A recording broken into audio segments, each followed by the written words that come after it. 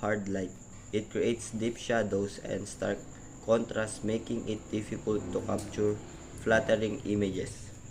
Hazy sunlight. Object in an open space cast a transparent or bluish shadow. Dull sunlight. Object in an open space cast no shadow due to thick clouds covering the sun.